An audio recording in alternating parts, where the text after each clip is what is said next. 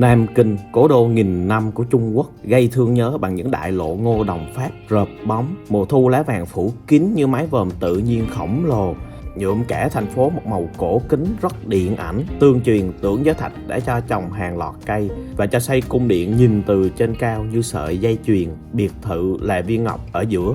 Trước mặt mình là biệt thự của Tống Mỹ Linh mà Tưởng Giới Thạch thay xây ra tặng các bạn. Đây là phòng ngủ của Tưởng Giới Thạch là Tống Mỹ Linh các bạn. Cho nên là cái giường mình thấy cũng khá là ngắn, tính là ngày xưa Tưởng Giới Thạch cũng khá là lùn các bạn. Đây là phòng tắm của bà Tống Mỹ Linh các bạn. Bạn thấy có khác gì khách sạn 5 sao không bạn?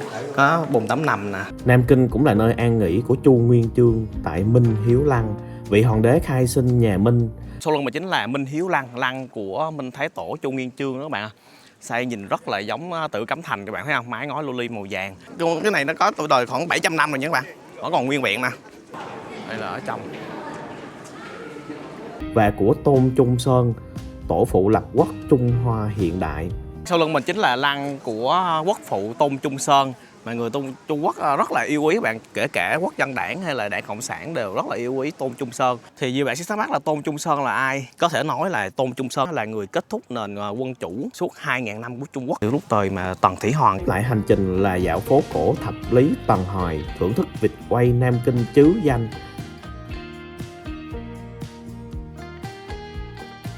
Đây là nửa con vịt quay Nam Kinh. Bạn thấy cái đặc điểm khác gì ở vịt quay Bắc Kinh hay không? Bây giờ mình sẽ phân tích ẩm thực cho bạn nghe.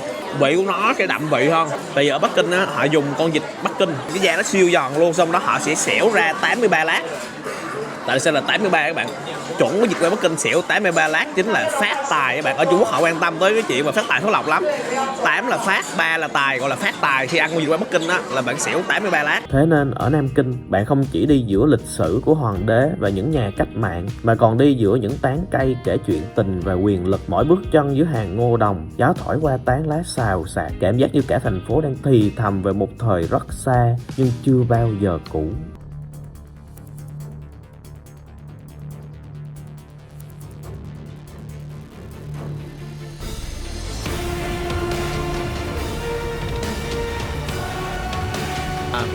Hello các bạn, hiện tại là mình đang ở tại Nam Kinh, một trong tứ đại cố đô Trung Quốc rất là nổi tiếng. Thì sau lưng mình là hàng lá rất là vàng, mùa thu rất là đẹp. Thì chỗ mình đứng đây gọi là Minh Hiếu Lăng, là lăng mộ của Minh Thái Tổ Chu Nguyên Chương các bạn à. Thì chỗ này gọi là núi Tử Kim.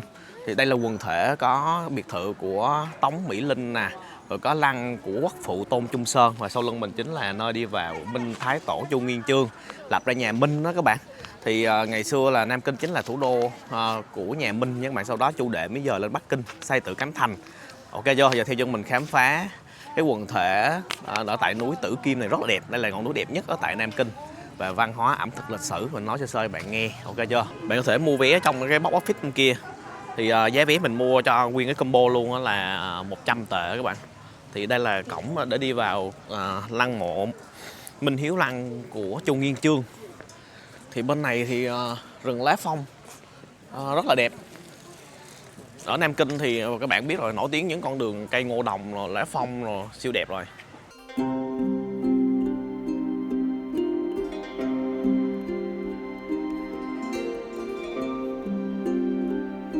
Ở trước mặt bạn thì là hướng này thì đi vô lăng mộ Chu Nguyên Chương, 2 cột đá nè.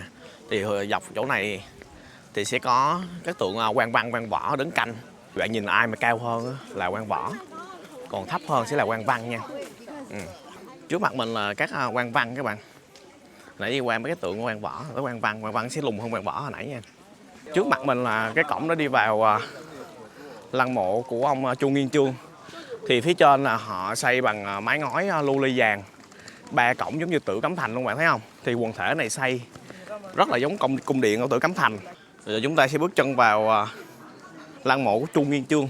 Trước mặt mình là cái bia đá được con rùa nó cõng lên trên lưng các bạn. Cái tấm bia nó ghi là 4 chữ: công đức vượt kẻ thời Đường và Tống các bạn ạ. Thì Chu Nguyên Chương lập ra để ca ngợi công đức của mình là sau khi đánh đuổi giặc Nguyên các bạn, thì ông lập ra nhà Minh thống nhất, thì cho người Hán tiếp tục cai trị các bạn.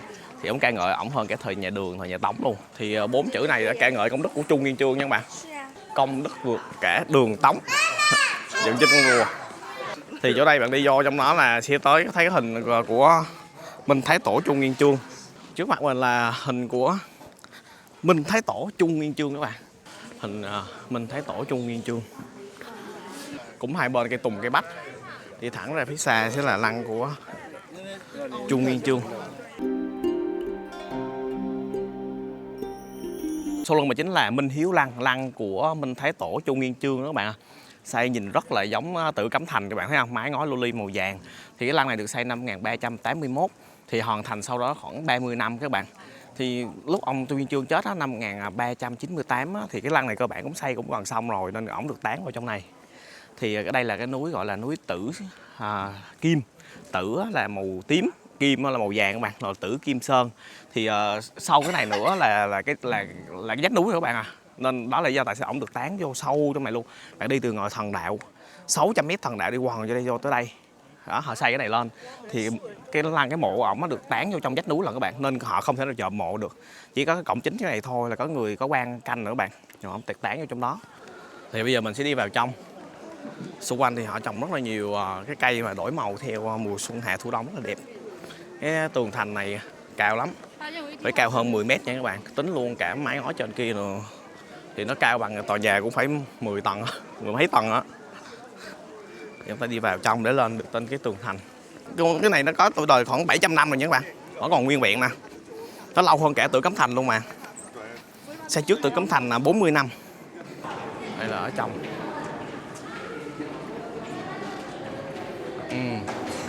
Đường lên đường hầm vô trong lăng của mình Trung Nguyên Chương đó. Mình mới vừa lên tới đỉnh rồi bạn, cao lắm, cũng phải 10 m. Hướng ra sau thì chúng ta sẽ nhìn thấy có chữ cái mộ của ổng được táng ở trong núi Sâu Lắc.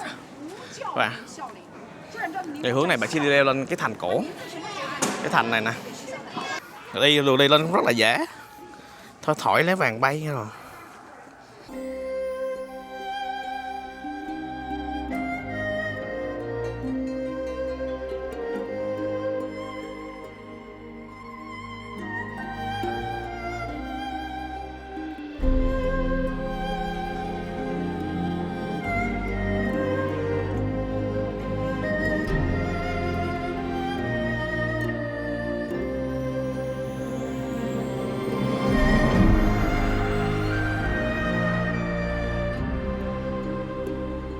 Mình mới vừa leo lên đỉnh tường thành các bạn à, giống như cổng ngọ môn bên Tử Cấm Thành vậy á. Đứng trên này là bạn nhìn xuống được cái chỗ nãy mình đi ở dưới các bạn, ở dưới sảnh dưới nè.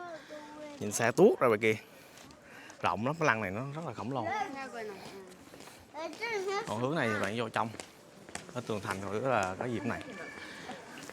Đây là hình ảnh của Minh Thái Tổ Trung Nguyên Chương, bạn thấy mặt to, phúc hậu, tai to lắm bạn à. Tạo hình ngày xưa nhìn rất là phúc hậu, hiền hòa. Chỗ mình đứng là cái đây, là tường thành và cái mộ. Nguyên cái núi xuống này nè, là cái mộ của ổng nha bạn. Các bạn hiểu không?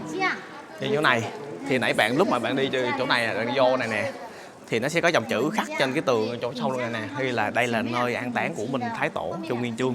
Trung Nguyên Chương ngày xưa là đi tu nha bạn.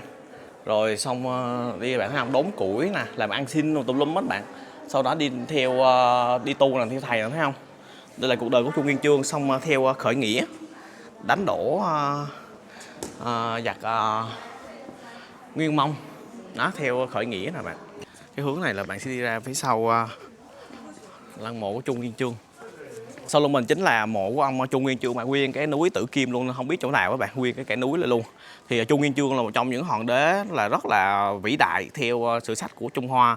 Ông cùng với Lưu Bang và Tần Thủy Hoàng là trong 3 vị hoàng đế là thống nhất toàn cõi Trung Hoa các bạn.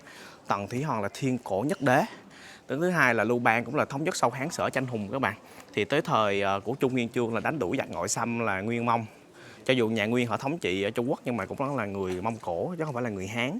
Thì Trung Nguyên Chương có công đó là đánh đuổi được giặc gọi là Nguyên Mông, là do người Hán lên nắm quyền các bạn à. Đó, thì ổng nó có công rất là lớn như vậy nên gọi là 3 vị hoàng đế là gọi là lưu danh thiên cổ các bạn ạ. Thì sau khi thăm Trung Nguyên Chương xong, chúng ta sẽ dẫn tới các bạn tới một cái lăng cực kỳ nổi tiếng luôn các bạn. Đó là của quốc phụ Tôn Trung Sơn.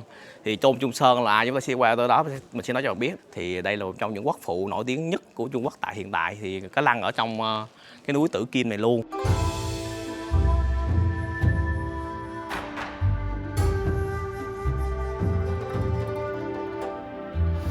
Ok các bạn, sau lưng mình chính là lăng của quốc phụ Tôn Trung Sơn.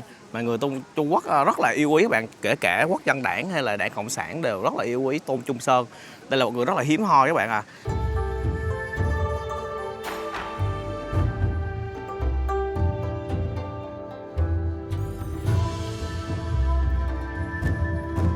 Ok bạn, sau khi mình đi một dãy đường dài thì mình đi tới cái cổng để đi vào lăng của Tôn Trung Sơn. Bạn bước chân lên trên này, lên trên cái lăng của Tôn Trung Sơn có 392 bậc. Lúc ông chết năm 1925 tượng trưng cho 392 triệu dân ở Trung Quốc thời đó nha các bạn. Đó là ý nghĩa mà 392 bậc bạn sẽ bước lên trên cái đỉnh của lăng Tôn Trung Sơn. Thì như bạn sẽ thắc mắc là Tôn Trung Sơn là ai, thì hôm nay mình sẽ nói một chút xíu lịch sử của thời Dân Quốc cho bạn hiểu nha. Tại sao được gọi là tổ phụ. Thì lúc trước ở trên Bắc Kinh á, mình có làm cái tập mà Di Hòa Viên bà Từ Hy Thái Hậu đúng không các bạn? Thì bà dùng tiền của quân đội Bắc Dương để bà xây Di Hòa Viên rất là nhiều, bà tham nhũng trong tiền đó rất là nhiều, làm cho quân đội của Bắc Dương rất là yếu. Sau đó nhà Thanh thua Nhật ở năm 1894, tạo tiền đề cho mất Đài Loan với lại Triều Tiên, thì làm cho lòng dân người Hán rất là oán thán, rất là khó chịu các bạn ạ. Thì lúc đó Tôn Trung Sơn là khởi nghĩa lật đổ chế độ nhà Thanh thối nát để lập ra một nền cộng hòa. Sau khi ông khởi nghĩa thắng lợi cách mạng Tân Hợi năm 1911 thì ông được bầu lên làm tổng thống năm 1912 các bạn. 1912 thì lúc đó là có một cái nhân vật rất là quan trọng trong khi mà nói tới Tôn Trung Sơn, phải nói tới nhân vật này các bạn. Đó chính là Viên Thế Khải các bạn. Viên Thế Khải là một vị tướng mạnh nhất thời nhà Thanh, cuối nhà Thanh thời Từ Hy Thái Hậu. Ông là kiểu như là tổng tư lệnh của quân đội Bắc Dương mà lúc mà Từ Hy Thái Hậu tham nhũng các bạn. Thì ông nắm quân đội Bắc Dương là quân đội mạnh nhất ở triều Thanh. Thì lúc đó Tôn Trung Sơn là tổng thống các bạn, thì ở phía miền Nam. Còn Viên Thế Khải là ở phía miền Bắc nha các bạn. Theo nhà Thanh thì lúc đó Tôn Trung Sơn mới nói tới họp nhỏ, nói với Viên Thế Khải á, là bây giờ ông ép Phổ Nghi thoái vị, thì các bạn thì Tôn Trung Sơn sẽ nhường chức tổng thống của Quốc dân đảng cho Viên Thế Khải. Thì tại biết sao không các bạn, tại lúc đó là cách mạng ở miền Nam á, ví dụ là khúc Nam Kinh nè, khúc ở dưới Tứ Xuyên, Vân Nam, Quý Châu các bạn, thì khởi nghĩa theo kiểu nông dân thôi bạn, không có vũ khí rồi nhiều đâu. Nếu mà đánh lộn với lại Bắc Dương á của Viên Thế Khải là thua chắc luôn các bạn, hoặc là đánh nội chiến mấy chục năm rất là lâu. Thì lúc đó Tôn Trung Sơn mới nhường chức tổng thống lại cho Viên Thế Khải để Viên Thế Khải ép Phổ Nghi là thoái vị năm 1912 các bạn. Thì ok, thì Viên Thế Khải á, là lúc đó cũng là người Hán, mà Tôn Trung Sơn cũng là người Hán các bạn. Thì lúc đó phong trào người Hán bất mãn với người Mãn, là Quảng Châu nhà Thanh bạn rất là cao, nên Viên Thế Khải đồng ý ép Phổ Nghi thoái vị năm 1912. Thì Viên Thế Khải được lên làm tổng thống. Có thể nói là Tôn Trung Sơn người ta nói là người kết thúc nền quân chủ suốt 2.000 năm của Trung Quốc các bạn. Nhưng mà nói gì nói cũng phải có công của Viên Thế Khải nha các bạn. Nếu không có Viên Thế Khải thì nhà Thanh chưa sụp đổ nhanh được gì đâu bạn à. Tại Viên Thế Khải là người nắm thực quyền, ép vua Phổ Nghi phải nhường ngôi. Nhưng mà Tôn Trung Sơn có thể nói là cùng với Viên Thế Khải là đặt nền móng kết thúc nền quân chủ của Trung Hoa suốt 2.000 năm. Thì từ lúc thời mà Tần Thủy Hoàng các bạn thống nhất Trung Hoa thì tạo thành cái dấu ấn đó, nên người Trung Quốc họ xây cái đền, cái lăng rất là to để kỷ niệm là bước vào thời kỳ gọi là Dân Quốc.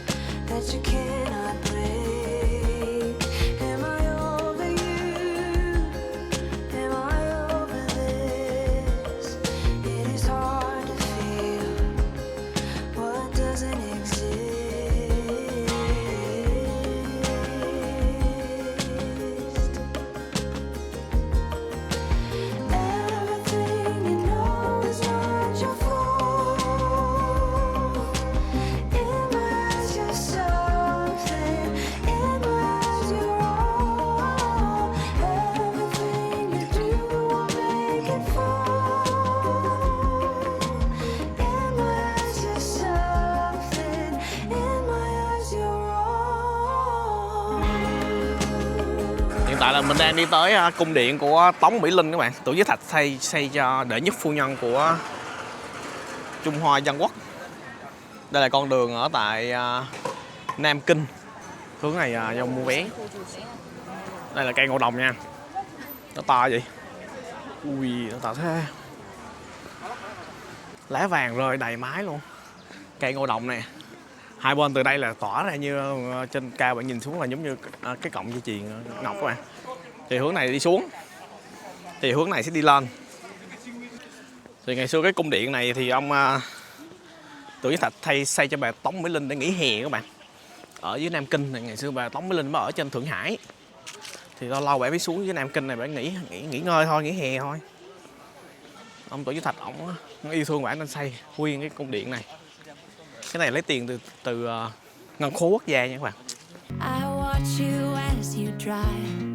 Do you know I'm looking? And I can't help but smile. Do you know how much I love you? You put my favorite song on. Trước mặt mình là biệt thự của Tống Mỹ Linh mà Tưởng Giới Thạch xây ra tặng đó các bạn. Còn gọi là biệt thự cây ngô đồng nè, nhìn trên cao lên như viên ngọc vậy bạn, có cọng dây chuyền vậy ha. Thì tới đây chúng ta sẽ nói chút xíu về Tống Mỹ Linh là ai. Tưởng Giới Thạch là tại sao lại yêu bà đúng không các bạn? Tại sao lại cưới bà? Thì các bạn biết là chị đầu của Tống Mỹ Linh là Tống Mã Linh. Thì lấy hậu duệ đời thứ 75 của Khổng Tử, chính là Khổng Tường Hy, là một trong những người giàu nhất ở tại Trung Hoa Dân Quốc thời kỳ đó các bạn ạ. Là bộ trưởng bộ tài chính, rồi nắm cả thống đốc ngân hàng, nắm kho bạc, nắm tài chính trong tay, thuế má in xèo hết. Đó là chị gái đầu. Còn chị hai là Tống Khánh Linh là lấy quốc phụ Tôn Trung Sơn. Đó, nên đó lý do tại sao mà Tưởng Giới Thạch nó có vợ rồi bạn, có phải tới 2-3 bà vợ rồi các bạn. Rồi vẫn theo đuổi Tống Mỹ Linh. Tại vì Tống Mỹ Linh trong cái gia tộc nó, nếu mà ổng cưới được á thì tạo thành bệ đỡ gọi là tiền quyền chính trị các bạn, ở quân phiệt nó khăng khít với nhau, làm ổng có thể gọi là thăng tiến cao hơn trong con đường chính trị. Coi thử là trong cái biệt thự này giờ nó như thế nào. Bạn thấy không, kiến trúc cái ngôi biệt thự nhìn kiểu thời Minh Thanh đúng không bạn? Cái sảnh nè, đi vô mà ở trước để đậu một chiếc xe ô tô thời mà Thượng Hải, bạn coi bến Thượng Hải không? Thì nó y chang vậy các bạn, một chiếc xe cổ. Vô thì có một cái hành lang để đi lên. Đây là phòng ngủ của Tưởng Giới Thạch lại Tống Mỹ Linh các bạn. Ở trên là có hình của Tưởng Giới Thạch Tống Mỹ Linh đó, hình cưới nha các bạn. Thì đây là cái giường mình thấy cũng khá là ngắn, tính là ngày xưa Tưởng Giới Thạch cũng khá là lùn các bạn, cũng không cao lắm. Đây là phòng tắm của bà Tống Mỹ Linh các bạn. Bạn thấy có khác gì khách sạn 5 sao không bạn? Có bồn tắm nằm nè, có ghế nằm thư giãn nè, có bồn cầu, rồi có máy sưởi ở trong.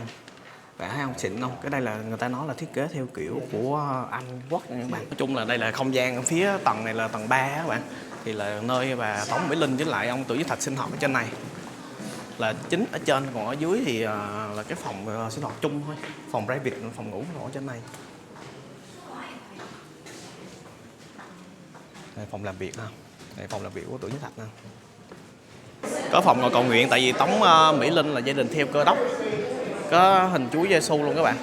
Ui, đây là phòng tiệc nè, xa hoa chưa, để tiếp đón các nguyên thủ các phái đoàn quốc gia xuống Nam Kinh các bạn, xuống lâu đài Tưởng Giới Thạch chơi nguyên phòng tiệc.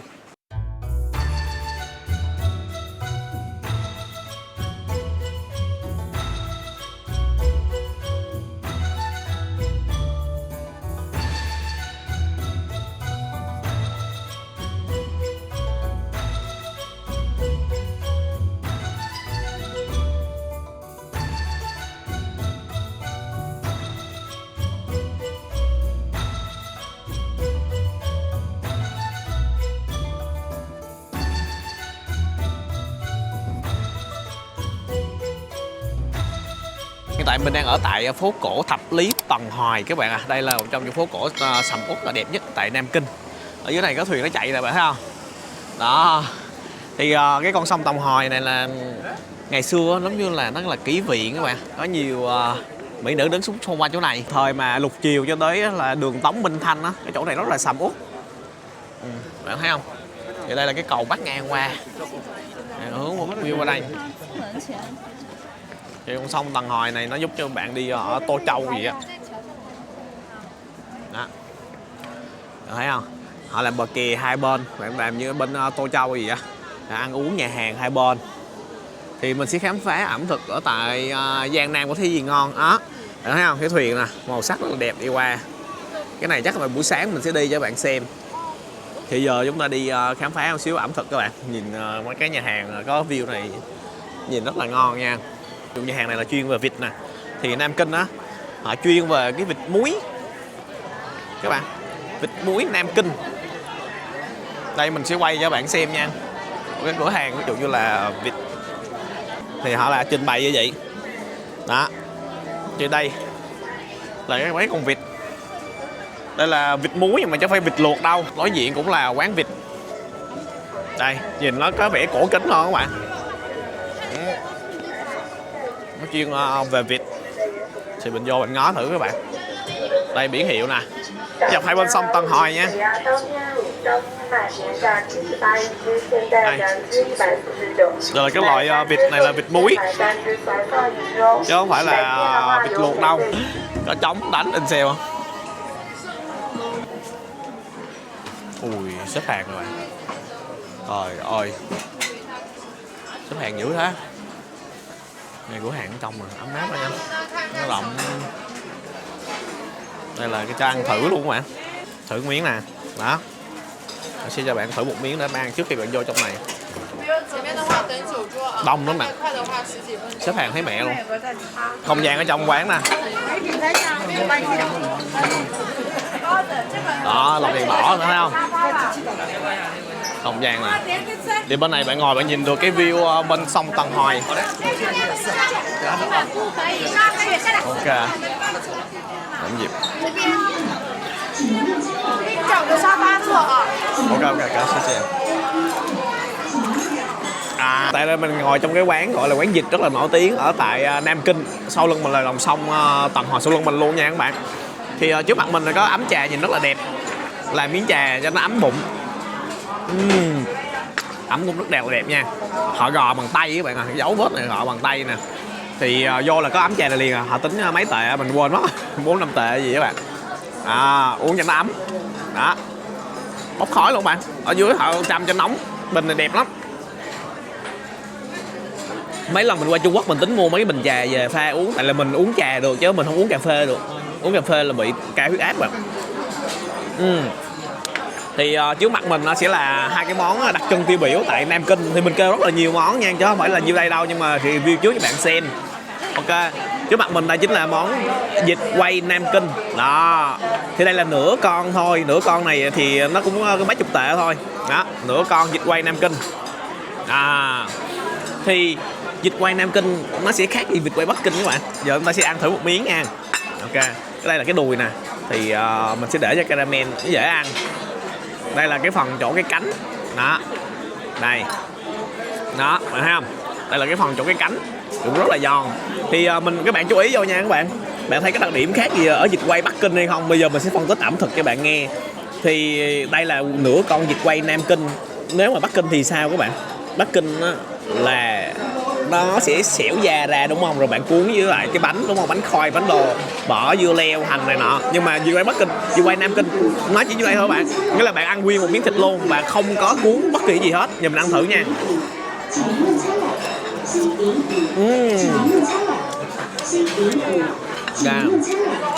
Chia. Mới lên thêm mấy món nữa, từ từ mình sẽ quay cho bạn xem. Tại vì mình đang nói về con vịt này. Đây là món đặc trưng ở tại Nam Kinh, nó khác Bắc Kinh rất là nhiều. Thì đây là mình ăn nguyên một miếng thịt. Đó, nguyên một miếng thịt vịt nha các bạn. Vịt quay. Vị của nó cái đậm vị hơn. Cho với Bắc Kinh nha, nó thấm. Xìa.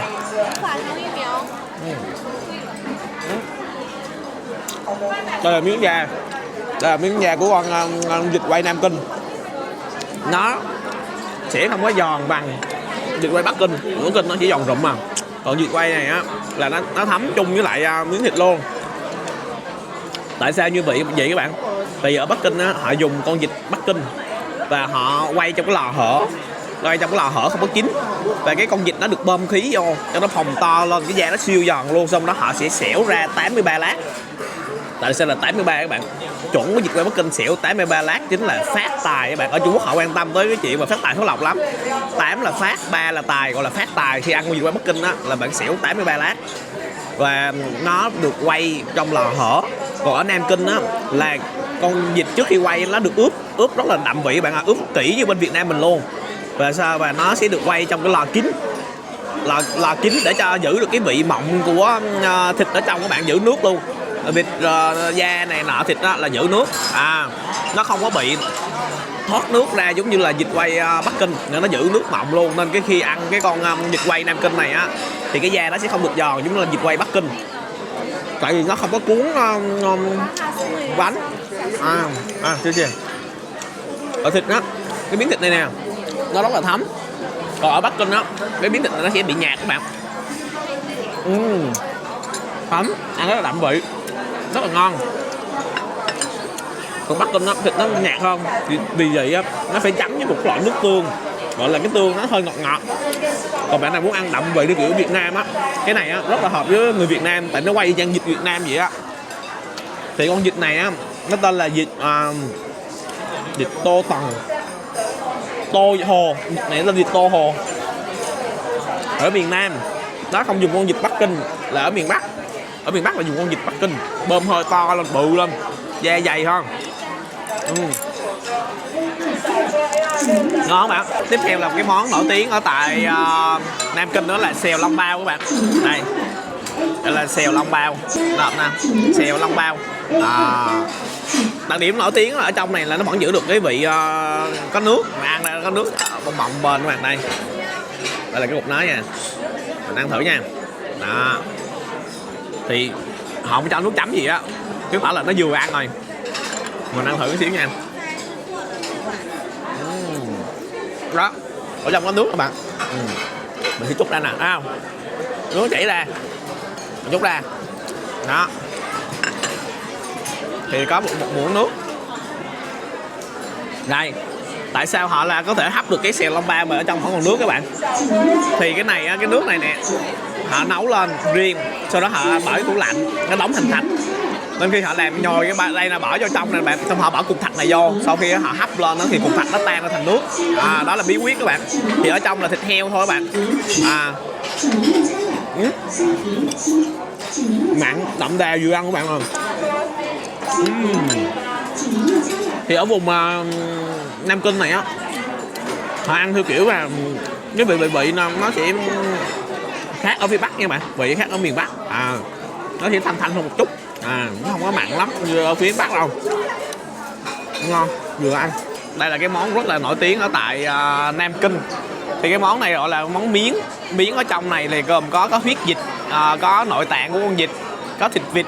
Đây, chúng ta sẽ ăn thử một miếng nha. Vịt đây rất là đặc biệt là vịt muối, chứ không phải là vịt luộc đâu. Mình quay ở ngoài tiệm cho bạn xem rồi đó.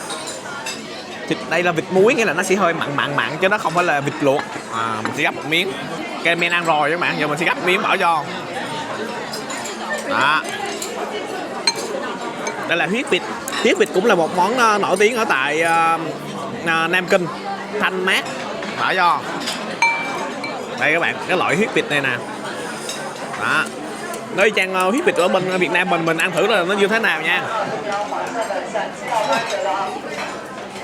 Nè, cũng có gan rồi các kiểu nè, nước. Ăn thử cái chén gọi là miếng vịt muối, vịt muối nha các bạn. Nó không phải là vịt hấp bình thường đâu, nó sẽ muối mặn.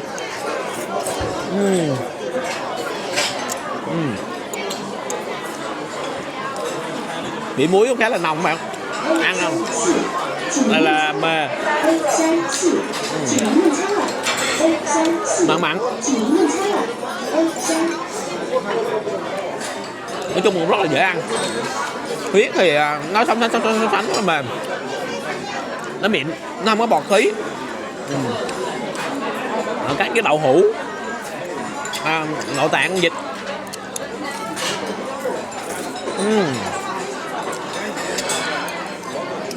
Cái tô này á cỡ 28 tệ mà nhân ra rồi cỡ gần 100.000 các bạn.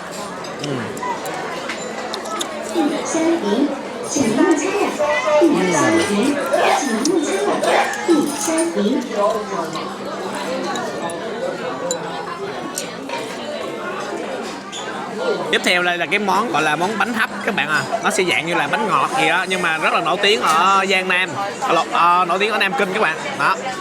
Thì trên này nó khắc những cái dòng chữ tên là Trạng Nguyên Hỷ Hồi, mang ý nghĩa là thi đỗ may mắn các bạn, cát tường. Rất phổ biến á. Là bạn biết sao, tại ở chỗ này là gần cái miếu Phu Tử, miếu của Khổng Tử các bạn à. Nên họ mong muốn là cầu là đỗ Trạng Nguyên này nọ, nên cái bánh này hình vuông. Đó, các khắc chữ Trạng Nguyên Hỷ Hồi là đỗ Trạng Nguyên, là cầu mong được đỗ Trạng Nguyên ngày xưa á, tới bây giờ luôn. Chúng ta sẽ ăn thử nha, thử trong này là nhân gì nha.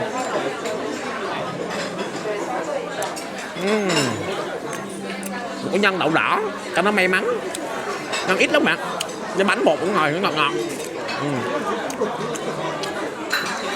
Ăn như là bột nó cứng cứng khô khô, nó không có dẻo, dạng như bánh bao á.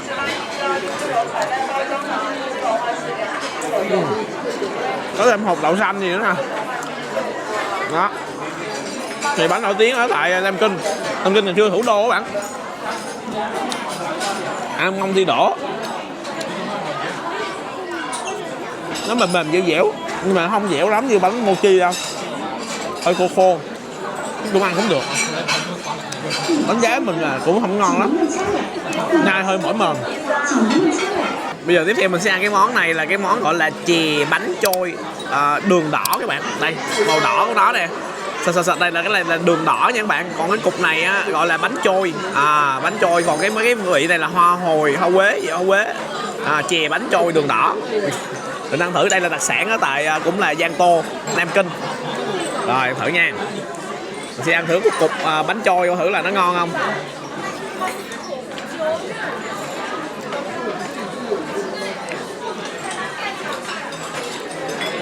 Cái cục đó là nó là cục khoai lang hay là cái khôi gì, cái khôi lang hay là khôi gì, không phải khôi lang, phải lang khôi mì các bạn, chứ không phải là bằng bột. Nó không phải bằng bột. Ăn thử cục nữa, vị thì nó không có ngọt đậm lắm bạn, nó kiểu ngọt ngọt lợ lợ.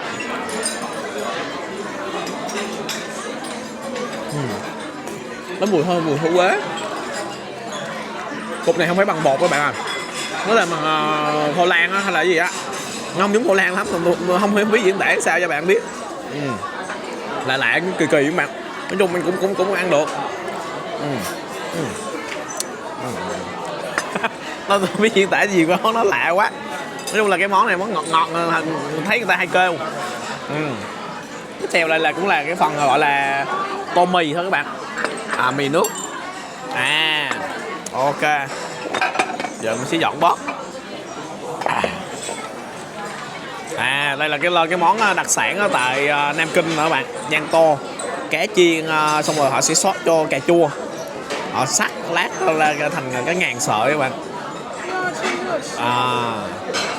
Xót cà chua lên. Xe đây thì con cá này cũng hết, cũng mắc tiền các bạn. Con cá này mấy trăm tệ á. Đây mình xoay qua hướng xíu cho bạn xem.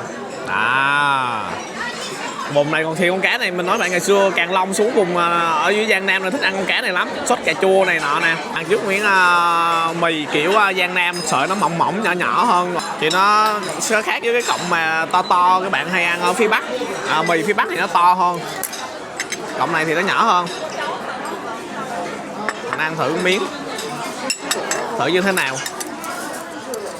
Cái này ăn với lại xì dầu giống như bạn ăn bên Nhật vậy các bạn à, cọng nó mỏng mỏng mịn.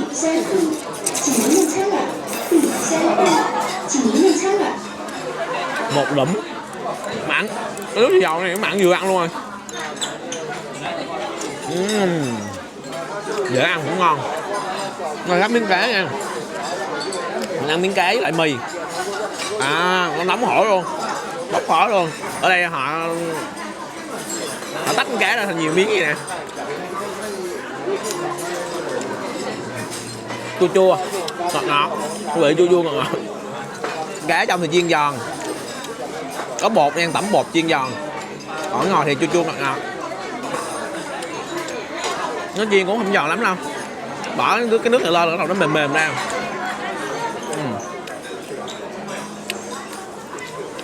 Bạn ăn á, làm theo kiểu này á, cái vị cá nó không có được nhiều. Mình thì thích ăn theo kiểu mà cá mà nó hấp hết nguyên con, bạn hấp thành công hấp xì dầu gì á, thì con cá nó còn được ngọt. Còn khi họ bắt con cá ra như vậy á, họ chiên giòn tẩm bột lên chiên lên, là thứ nhất là át mùi cá là một, thứ hai họ xịt thêm cái nước này tùm lum ra lên này, nó làm cho cái mùi cá của bạn á nó không còn nguyên bản nữa. Thứ hai con cá này nó cũng ít xương, so với con cá bữa mình ăn thì xương nhiều, con này ăn thì ít xương, rồi cái là mà ăn mà không cảm nhận được cái vị cá nhiều, còn là cảm nhận được cái vị bột, rồi cái vị cà chua là chính, chua chua ngọt ngọt, vị bột, vị dầu, vị bột. Đây là cái đậu của nó. Đây bạn phải gặm nguyên cái đầu, thử ngon không? Mình ăn thì mình cũng khó gặm đầu. Đây, cái đầu này được cái là còn giữ nguyên nè, họ chưa rưới nước lên đó. Mình thử nha.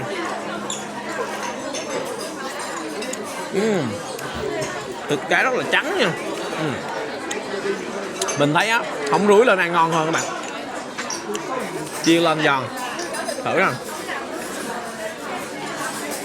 Thì con cá này á, nó được bắt với họ cái sông mà, sông Tần Hoài. Thứ hai nữa là ở tại vùng Nam Kinh này có con sông Trường Giang chảy ngang qua, đúng không bạn? Thì ở tính cái vùng Giang Tô này á, thì con sông Trường Giang đó tên là con sông tên là Dương Tử. Duy nhất ở tại vùng Giang Tô này, cái đoạn sông mà Trường Giang chạy qua, người địa phương gọi là sông Dương Tử. Thì ngày xưa mấy các giáo sĩ phương Tây họ vô trong cái vùng Giang Tô này họ buôn bán bắt đập mà bạn, dọc sông Tần Hoài nè, buôn bán ở vùng Dương Tử. Thế là họ nghĩ trên đầu là cái dòng sông này chạy dài lên chết Trùng Khánh cũng là Dương Tử luôn, nhưng không phải, nó tên là Trường Giang các bạn. Chỉ có khúc chỗ này mới gọi là Dương Tử thôi, chứ đúng là nguyên con sông tên là Trường Giang của Trung Quốc các bạn.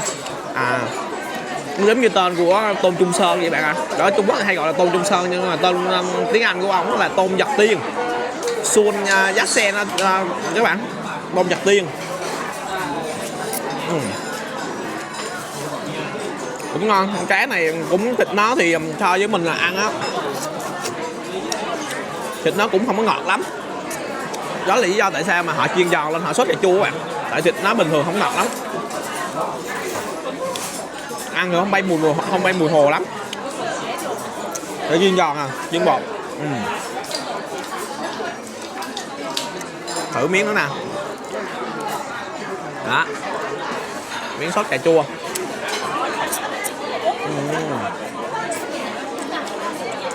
Sốt cà chua vô ăn vẫn được, vẫn ok. Tại cà chua vừa ăn mà nát đi mùi cá lại mùi hồ, tại cá này là cá hồ chứ không phải cá biển. Cá sông, sông Trường Giang là sông Tần Hoài. Sông Tần Hoài là gì bạn? Sông Tần Hoài là gộp lại từ nước Tần với lại nước Hồi. Ngày xưa các bạn, thời Xuân Thu Trung Quốc có nước Tần với nước Hồi thì gọi là sông Tần Hoài. Còn bây giờ là gộp lại tôi kêu vậy luôn rồi. Tiếp theo là mình có thêm một cái chén nữa. Không biết là cái chén này chén cái gì, nhưng mà cũng là cái đường nâu, đường đỏ. Chắc này là trôi nước rồi chứ giờ là gì nữa. Đúng rồi, chè trôi nước. Cái cục bột này là nó làm bằng cục bột.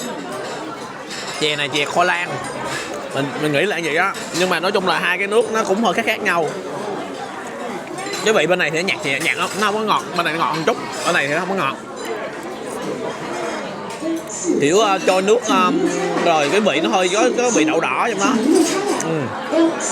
Nó sẽ diễn ra sao á.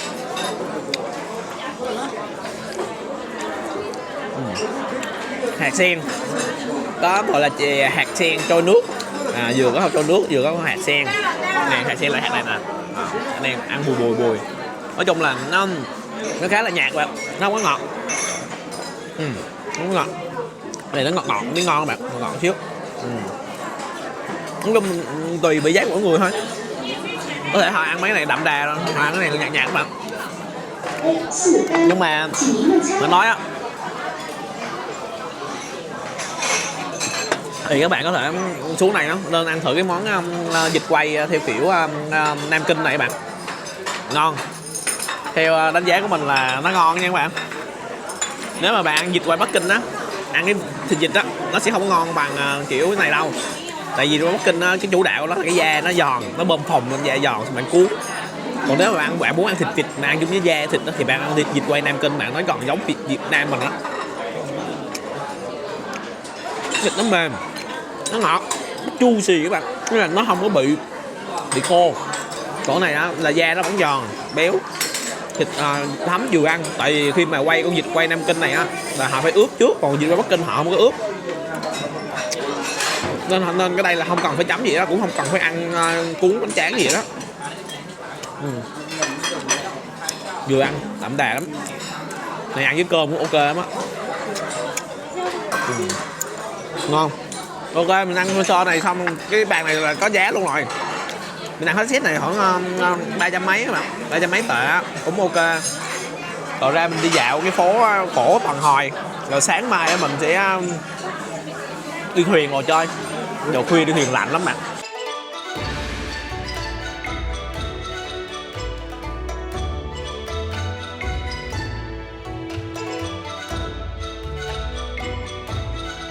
Sau lưng mình chính là tường thành Nam Kinh, rất là cao nha, cao khoảng 18-20 mét lận. Mình sẽ kiếm đường để đi lên trên cái tường thành này các bạn. Đường ở Nam Kinh vào một buổi sáng do là kiểu mùa đông rồi nha các bạn. Lá thì nó chuyển qua màu nâu sẫm rồi. Ở Trung Quốc thì họ đi bằng xe đạp nè bạn, cũng khá là nhiều.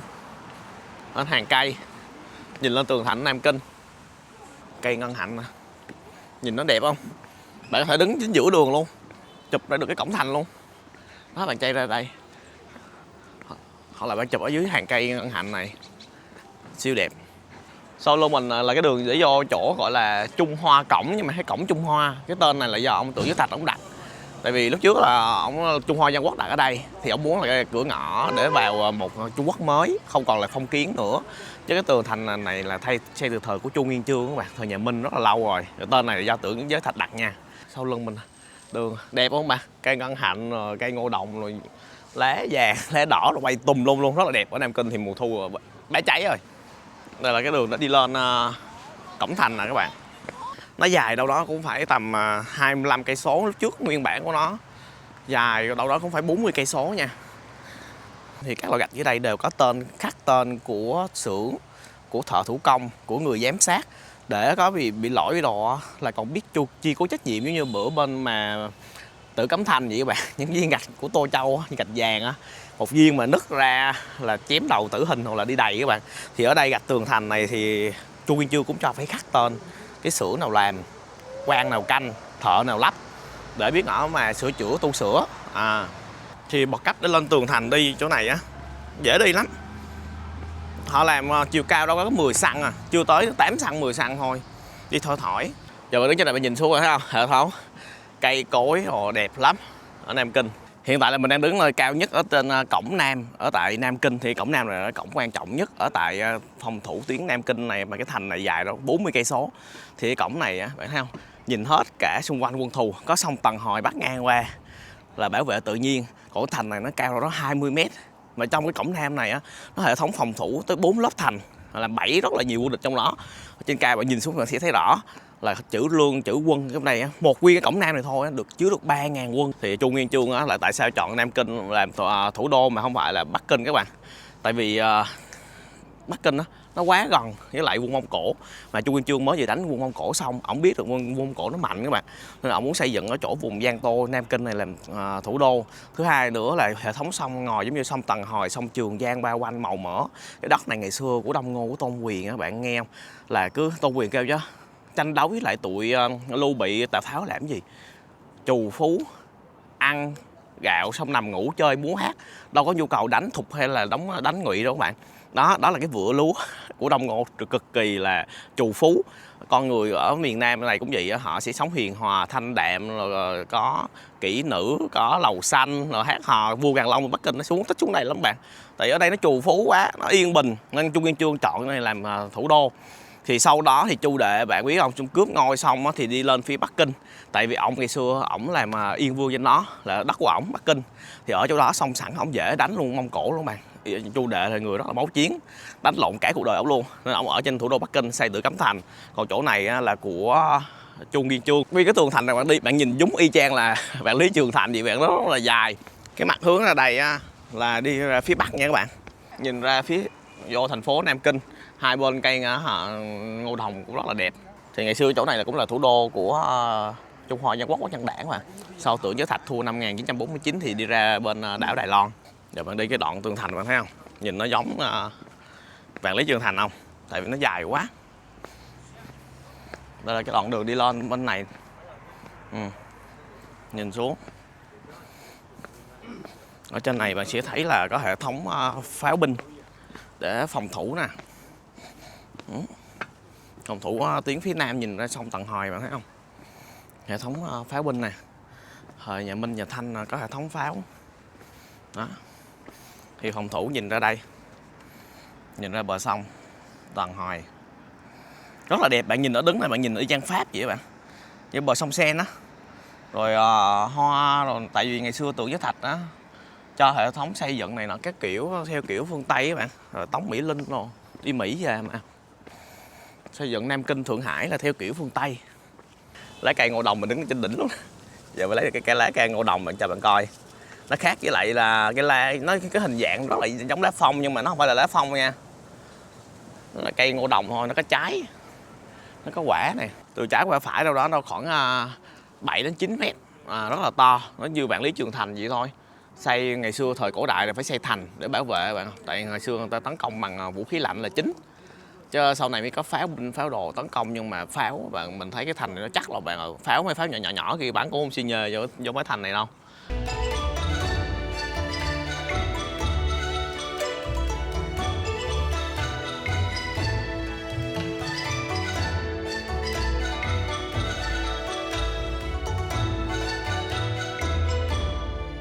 Ô các bạn, hiện tại là mình đang ngồi trong Hai Đi Lao tại Trung Quốc. Thì đây cũng là lần đầu tiên mình đi ăn Hai Đi Lao ở chính gốc tại Trung Quốc các bạn. Mình tưởng đâu nó vắng lắm nhưng mà không ngờ nó rất là đông, ngồi chờ nửa tiếng mới tới. Bữa mình ăn cái quán lẩu là lớn nhất ở tại Trung Quốc là ở Trùng Khánh rồi. Sau mình ăn rất là nhiều quán lẩu, bây giờ mới ăn Hai Đi Lao.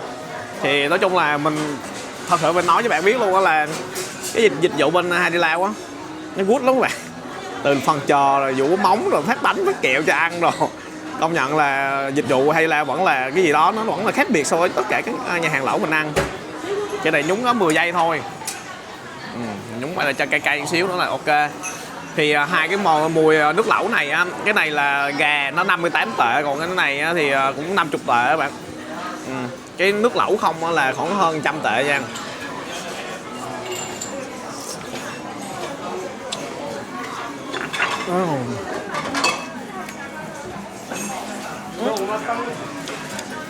Nhà hàng này nằm trong cái mall thuộc dạng lớn nhất ở Nam Kinh. Mình đang ở trong cái chỗ trung tâm Nam Kinh. Cái mall này á nó ít xề à, duy nhất chỉ có cái quán Hai Đi Lao này đông thôi. Giống như miếng. Thì đây là cái nước lẩu có huyết dịch đầy đủ luôn. Huyết dịch của Nam Kinh đó bạn.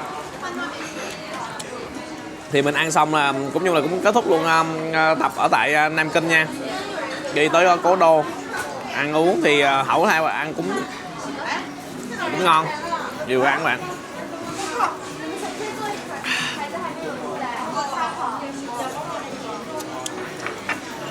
Lẩu gà nè, mình tưởng đâu là chỉ là nước xương gà không, ăn ngon nè. Nó cho gà luôn các bạn, nó cho gà nguyên chất luôn, có thể gà tay thả giường này nọ vô luôn các bạn. Thì cái nồi nước lẩu này là đó, trong đóng gà luôn, đùi gà rồi mà ăn được luôn. Công nhận Hai Đi Lao làm công nhận luôn á, xịn. Thì mình kêu con mớ luôn mà, quăng miếng ốc heo vô. Đây, củ mớ. Rồi nấm, rồi măng.